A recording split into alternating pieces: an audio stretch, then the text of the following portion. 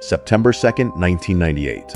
Evening time. JFK Airport, New York. Swissair Flight 111 departed for Geneva, Switzerland, a McDonnell Douglas MD-11 aircraft. On board were 229 people, 215 passengers and 14 crew members. The crew was highly experienced. Captain Urs Zimmermann, First Officer Stefan Loyu. Both had thousands of flight hours. Swissair was known for its safety record. This was supposed to be a routine transatlantic flight. The aircraft climbed to cruising altitude, 33,000 feet above the Atlantic Ocean. The first hour passed without incident. Passengers were settled. The crew performed standard procedures. Everything was normal.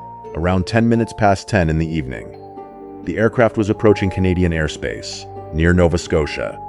Captain Zimmermann noticed an unusual odor in the cockpit. He mentioned it to the first officer. They checked the instruments. Everything appeared normal, but the smell persisted.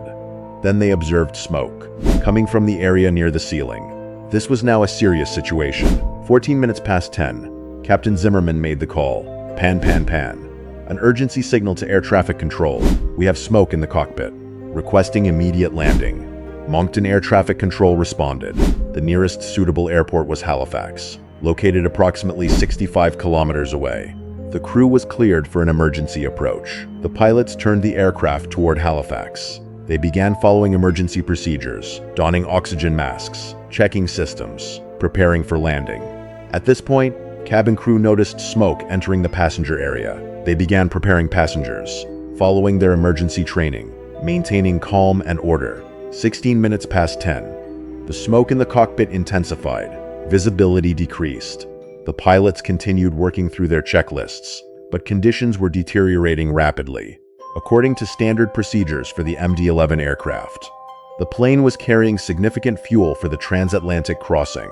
The operating manual recommended reducing weight before emergency landing when possible. The crew requested permission to dump fuel. Air traffic control approved.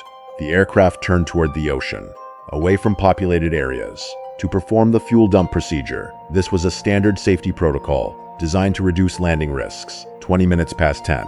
Inside the aircraft, the situation worsened. According to the later investigation, fire had spread behind the ceiling panels, in areas not visible to the crew. Electrical systems began failing. Investigators would later determine the fire originated in the attic area above the cockpit, where the aircraft's in-flight entertainment system wiring was located. The flames spread through insulation material, called metallized mylar. This material was highly flammable. 24 minutes past 10. Multiple aircraft systems were failing. The pilots were losing control capabilities. Radio communications became intermittent. Halifax Tower attempted to maintain contact. Responses from the aircraft were increasingly difficult to understand. 25 minutes past 10. The last partially intelligible transmission was received. The crew declared a full emergency. Then communication ceased. Air traffic control continued calling. Swissair 111, do you copy? No response. Swissair 111, please respond. Silence. 28 minutes past 10. According to radar data, the aircraft began descending rapidly. The pilots were likely fighting to maintain control, with multiple system failures. In near total darkness, through thick smoke, investigators later concluded the fire had destroyed critical flight control systems, navigation equipment, communications, hydraulics. The aircraft was no longer fully controllable. 31 minutes and 18 seconds past 10. Approximately 5 nautical miles southwest of Peggy's Cove, Nova Scotia, Swissair Flight 111 impacted the Atlantic Ocean. The aircraft was traveling at high speed. The impact was not survivable. Residents near Peggy's Cove reported hearing a loud sound. Some described it as similar to thunder. Others saw a brief flash over the ocean, then darkness. The Canadian Coast Guard was immediately notified. Search and rescue operations began within minutes. Local fishing vessels were first on scene. What they encountered was a debris field, scattered across the ocean surface. There were no survivors. All 229 people aboard perished. The recovery operation became one of the largest in Canadian history. Military vessels arrived, specialized dive teams, aircraft for aerial surveillance. The operation continued for weeks. Victims represented multiple nationalities: Americans, Swiss, French, and others. Families traveled to Nova Scotia, seeking information, seeking closure. The Transportation Safety Board of Canada launched an investigation. It would become the most extensive aviation investigation in Canadian history, lasting over 4 years, involving thousands of personnel. Recovery teams worked in difficult conditions. The wreckage lay in approximately 180 feet of water, cold Atlantic waters, strong currents. Despite these challenges, approximately 98% of the aircraft was recovered. Both flight recorders were found, the cockpit voice recorder and the flight data recorder. These provided crucial information about the final minutes. According to the investigation findings, the fire originated in the area above the cockpit ceiling. The probable ignition source was electrical arcing in wiring associated with the in-flight entertainment network. The fire spread rapidly through the metallized mylar insulation. This material, while lightweight and effective for insulation, was highly flammable when exposed to flame. It had been approved for aircraft use, but its flammability characteristics were not fully understood. The investigation revealed several factors.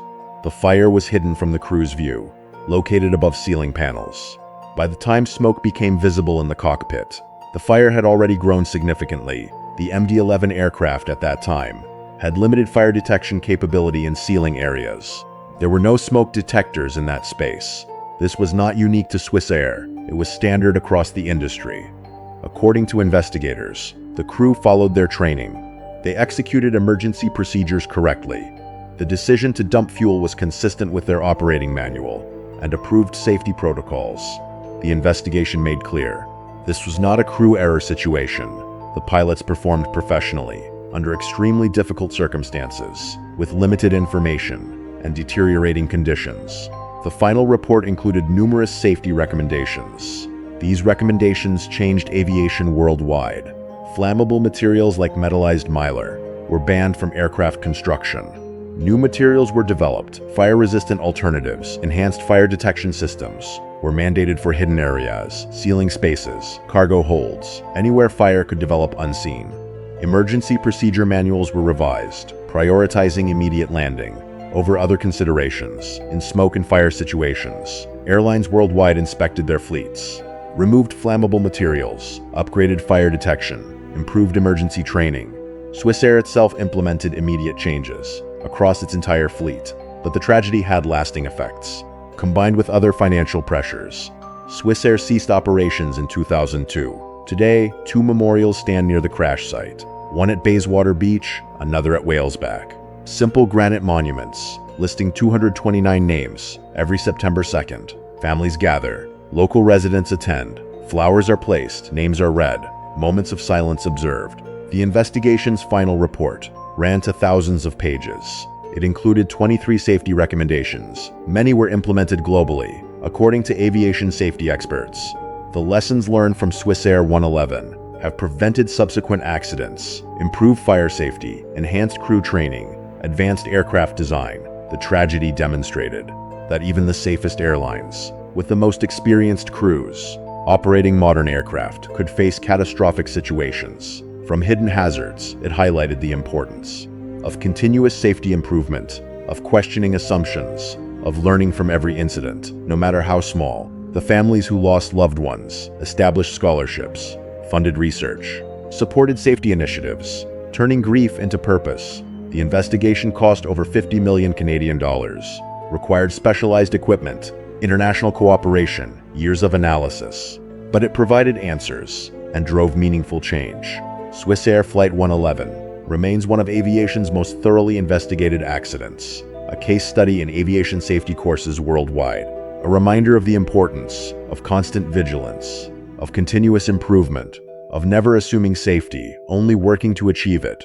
The 229 people who boarded that flight did not die in vain. Their loss drove changes that have made flying safer for millions of passengers every single day.